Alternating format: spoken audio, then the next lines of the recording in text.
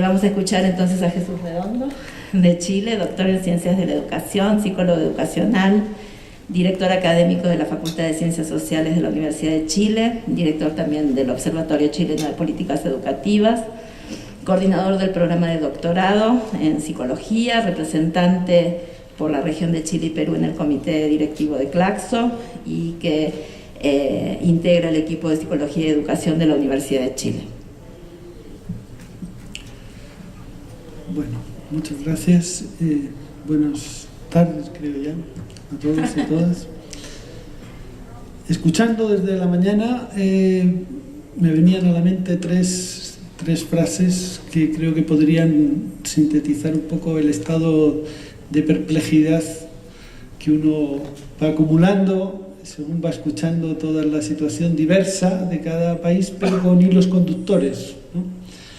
Y se me ocurrían estas tres: cuando uno no sabe dónde va, cualquier camino le lleva, todos los caminos conducen a Roma y no hay camino, se hace camino al andar. La mezcla de esos tres frases me parece que podría indicar bastante bien la situación del diálogo y de lo que aquí se ha ido reflejando. Yo creo que no hubiera sido posible el neoliberalismo sin que, además de la alianza entre los neoconservadores y los liberales, no se hubieran sumado los tecnócratas, es decir, las universidades.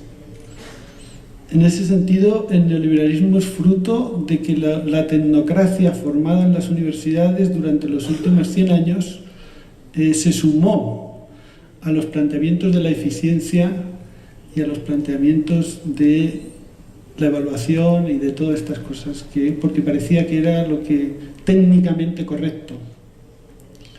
Entonces somos parte del problema y puede que por eso hay tanta dificultad cuando nos llega, y yo creo que aquí habría que analizar si en parte nuestro problema no es defendernos de la proletarización que le toca ahora a la educación superior. Yo creo que la educación superior es el nuevo campo de lucha de las mayorías y por eso nos toca proletarizarnos a los trabajadores de la educación superior. La educación superior, por otra parte, creo que no está preparada para acoger a estas mayorías, porque nunca lo pensó, como en su momento le pasó a la enseñanza media, ahora le toca a las universidades. Y creo que, por otra parte, la educación superior no puede ser pensada como un gasto. Estoy poniéndome en otro plano de la discusión de las políticas universitarias, sino solamente como una inversión. La discusión de fondo es si va a ser una inversión privada o individual o una inversión colectiva y pública. Y eso no está tan, es donde yo creo que están los temas de discusión. Y en este contexto, el caso chileno...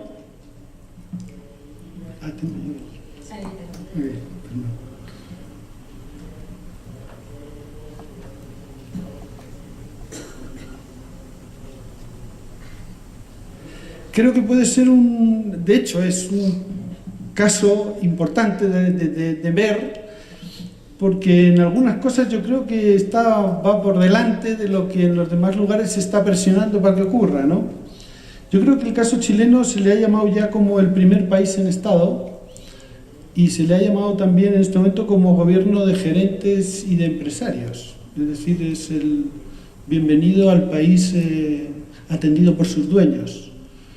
Es el país más neoliberal del mundo, claramente, y es un país en el cual la educación está ya totalmente mercantilizada y privatizada. No es que esté en camino de, sino que ya está totalmente mercantilizada y privatizada. Y cuya normativa jurídica en educación superior es la Ley Orgánica Constitucional de Educación, que dejó firmada Pinochet el día anterior a retirarse y está controlada por la Constitución que dejó igualmente. Y eso no se ha cambiado en estos 23, 25 años. ¿Qué cambio histórico trascendental se dio en todo lo que se está discutiendo allí ocurrió por decisión autoritaria de un día para otro. Y es que se terminó con las universidades de élite gratuitas y con una ideología republicana ingenua, y se pasó a una privatización de lo público y mercantilización del derecho a la educación. Y eso se hizo de un día a otro, sin mediar en un contexto, por supuesto, de golpe de Estado, de Estado terrorista, todo lo que le queramos poner, pero ahí se dio ese cambio y no se ha vuelto atrás en ese cambio.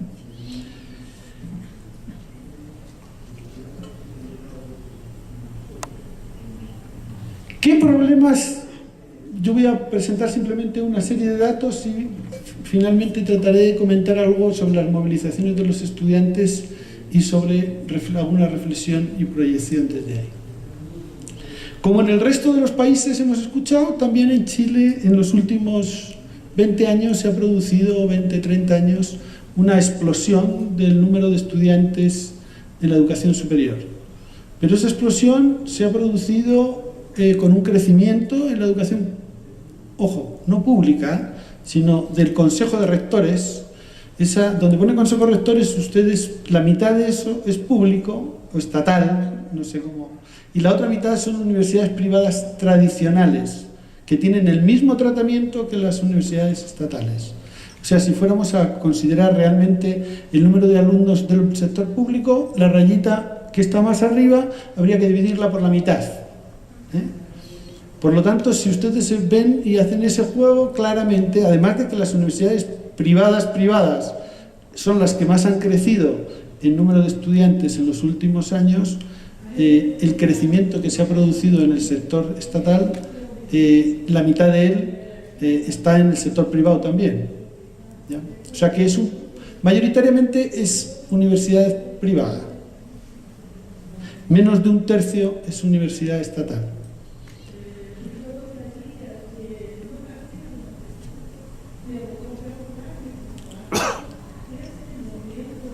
Fundamentalmente, ¿quién accede a la educación universitaria? Y creo que esto refleja bastante bien el caso chileno, pero creo que del resto de países.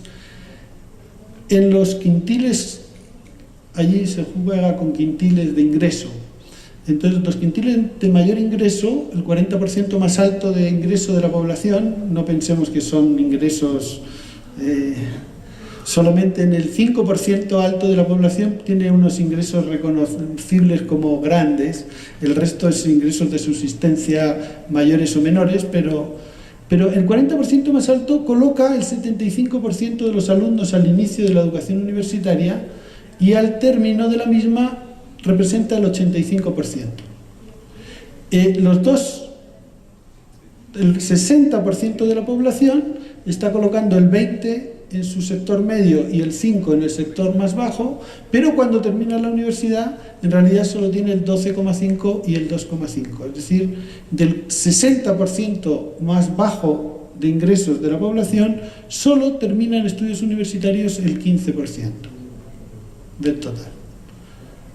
Es decir, la elitización es un hecho claro y solo es una excepción estadística para los sectores más pobres, que serían el 1 y el 2. Y esto no es que sea caso de Chile. Estos datos yo les reto a que analicen cualquier país europeo, norteamericano, asiático, donde quieran, y les van a encontrar igual, ¿ya?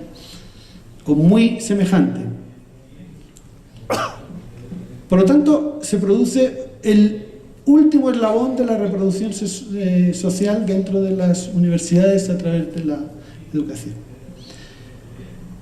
En Chile, la selección para entrar a las universidades, y que opera como selección y selectividad, por lo tanto de élite, es la prueba PSU, que equivale a la que en otros países también puede existir, como creo que es el caso de México, la famosa de Estados Unidos, etcétera.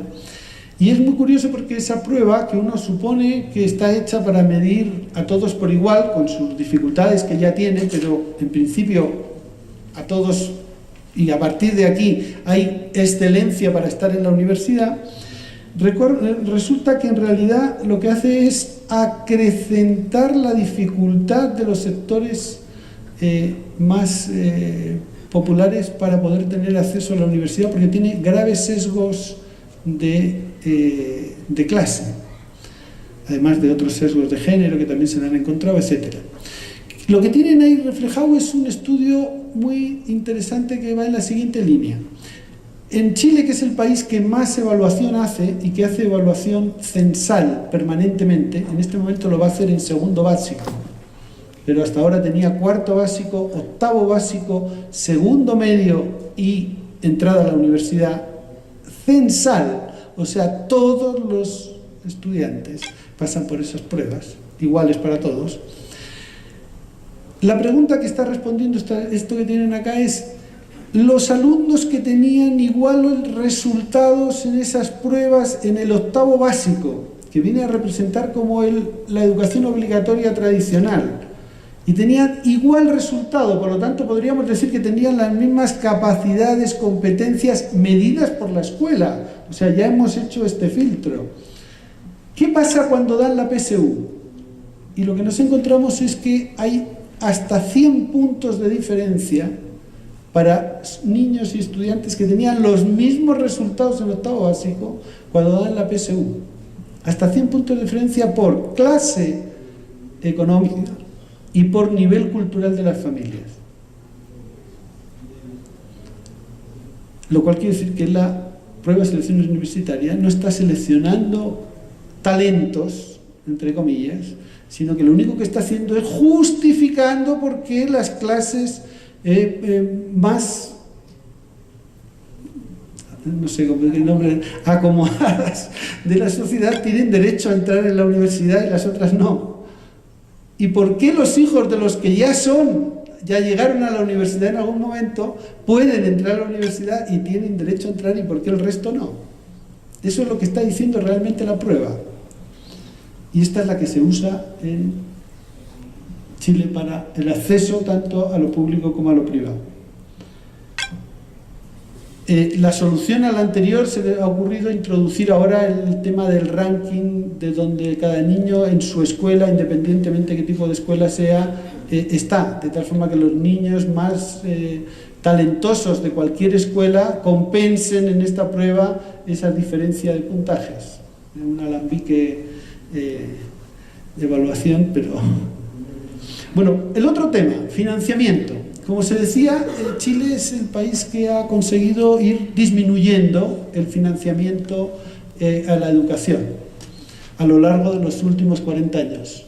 Si cogemos el año 73, 72, estaba en el 7%, que viene a ser como el estándar que se pone hoy día mundial, y progresivamente ha ido cayendo ese financiamiento, con alguna pequeña recuperación en algún momento, y ahí hay una recuperación aparente, que fue la gran crisis económica que tuvo el país en los años 82. Por eso parece que es más, porque en realidad, como tuvo tan poco ingreso, mantener lo que tenía era mucho, ¿ya?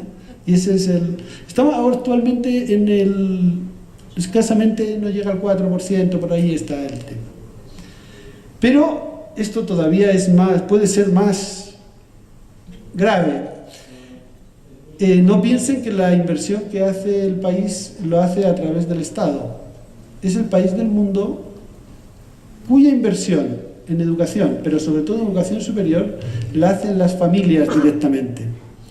Ahí tienen las comparaciones con el promedio de la OCDE, y Chile, solo con fuente pública, financia la educación en un 16,1%, siendo el 83,9% de baja inversión que había en el conjunto hecha por las familias directamente, no por el Estado. Por eso señalaba que era un país claramente ya mercantilizado y privatizado. Este otro dato es todavía más escalofriante: es el país que más cara es la educación superior de todo el mundo. El valor de estudiar un año de educación universitaria, el promedio son $3.400 en Chile, que para un PIB equivalente de 15.000 representa el 22,7% El siguiente, que sería Corea, que cuesta un poquito más, 3.800, pero con un PIB de 29.800, representa solo un 12,8. Es decir, es la educación superior del mundo más cara, que se realiza mayoritariamente en el sector privado, y no quiere decir que sea la mejor educación superior que hay en el mundo. Eso se lo puedo garantizar. Entonces pareciera que lo privado sale caro. Hay una primera conclusión obvia.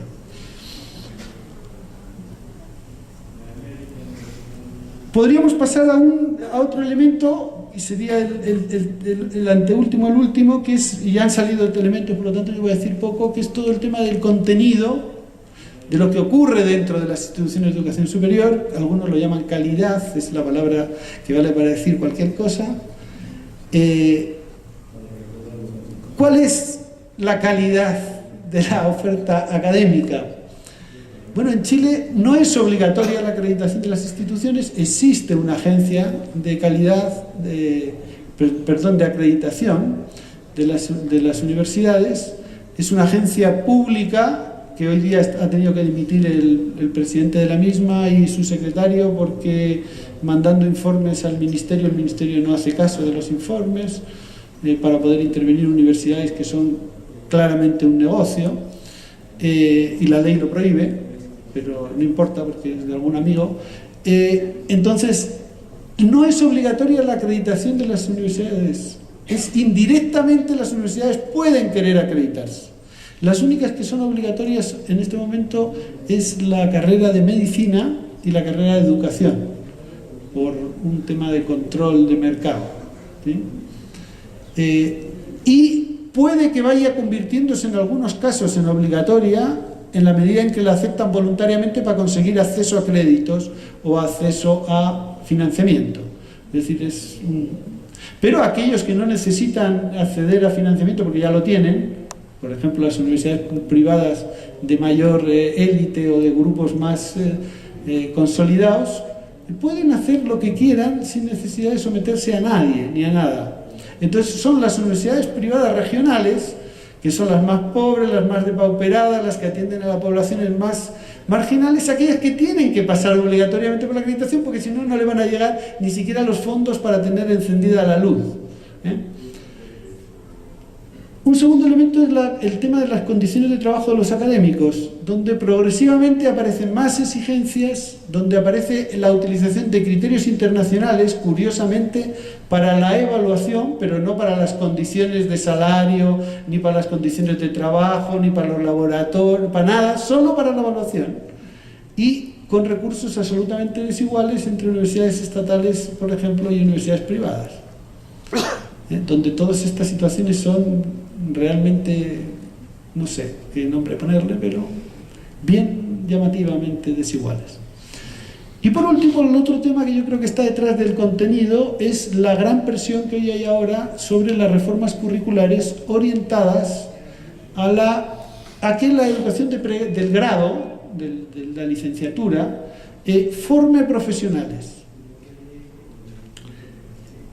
Y el gran problema es que eso se supone que es porque el mercado requiere profesionales, pero lo que tenemos que alertarnos es que no está nada claro que lo requiera.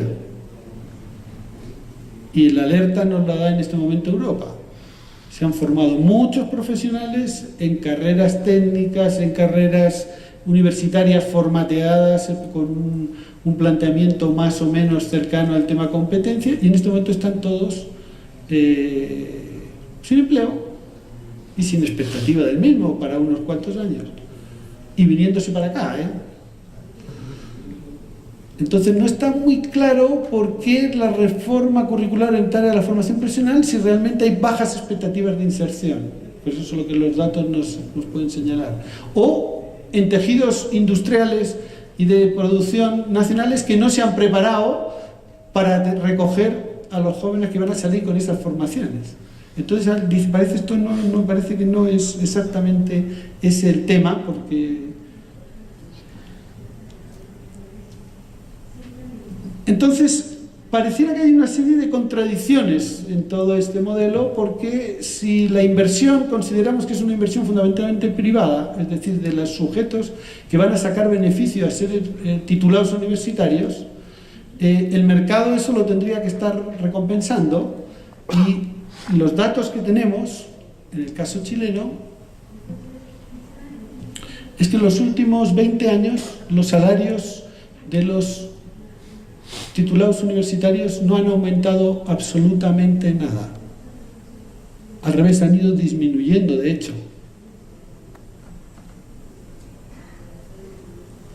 Se supone que esos estudiantes que han terminado su educación universitaria y han salido a un mundo laboral donde sus salarios no solo no aumentan, sino que disminuyen, tienen que devolver los créditos con los que estudian. Porque un dato que no dije del financiamiento es que en Chile, precisamente porque he dicho que todo es privatizado, tanto las universidades estatales como las universidades privadas, por cierto, cobran aranceles a los estudiantes. Del porte que yo se le dé ahí, $3.500 anuales. Durante 5 años, calculen. Como la mayoría de los estudiantes no tienen para poder pagar eso, se recurre a créditos. El Estado favorece los créditos y en un momento se le ocurrió la luminosa idea de generar un nuevo crédito con aval del Estado en los bancos, con una tasa del 6-8%. Con lo cual los estudiantes, además de que terminaban una carrera, debían la totalidad de lo que les había costado la carrera, más el 6% anual durante esos años, más los siguientes, y con un salario cada vez menor, por lo tanto no van a poder nunca devolver ese crédito, o van a tener que ir directamente a la cárcel todos, no sé, alguna solución buscarán. Eso era estas mayorías, porque nunca lo pensó. Como en su momento le pasó a la enseñanza media, ahora le toca a las universidades. Y creo que, por otra parte, la educación superior no puede ser pensada como un gasto. Estoy poniéndome en otro plano de la discusión de las políticas universitarias, sino solamente como una inversión. La discusión de fondo es si va a ser una inversión privada o individual o una inversión colectiva y pública. Y eso no está tan, es donde yo creo que están los temas de discusión. Y en este contexto, el caso chileno, de lo que aquí se ha ido reflejando. Yo creo que no hubiera sido posible el neoliberalismo sin que, además de la alianza entre los neoconservadores y los liberales, no se hubieran sumado los tecnócratas, es decir, las universidades. En ese sentido, el neoliberalismo es fruto de que la tecnocracia formada en las universidades durante los últimos 100 años se sumó a los planteamientos de la eficiencia y a los planteamientos de la evaluación y de todas estas cosas, porque parecía que era lo que técnicamente venían a la mente tres frases que creo que podrían sintetizar un poco el estado de perplejidad que uno va acumulando según va escuchando toda la situación diversa de cada país, pero con hilos conductores, ¿no? Y se me ocurrían estas tres: cuando uno no sabe dónde va, cualquier camino le lleva, todos los caminos conducen a Roma, y no hay camino, se hace camino al andar. La mezcla de esos tres frases me parece que podría indicar bastante bien la situación del diálogo y del ente correcto. Entonces somos parte del problema y puede que por eso hay tanta dificultad cuando nos llega, y yo creo que aquí habría que analizar si en parte nuestro problema no es defendernos de la proletarización que le toca ahora a la educación superior. Yo creo que la educación superior es el nuevo campo de lucha de las mayorías y por eso nos toca proletarizarnos a los trabajadores de la educación superior. La educación superior, por otra parte, creo que no está preparada para acoger. Vamos a escuchar entonces a Jesús Redondo, de Chile, doctor en Ciencias de la Educación, psicólogo educacional, director académico de la Facultad de Ciencias Sociales de la Universidad de Chile, director también del Observatorio Chileno de Políticas Educativas, coordinador del programa de doctorado en Psicología, representante por la región de Chile y Perú en el comité directivo de Claxo y que integra el equipo de Psicología y Educación de la Universidad de Chile.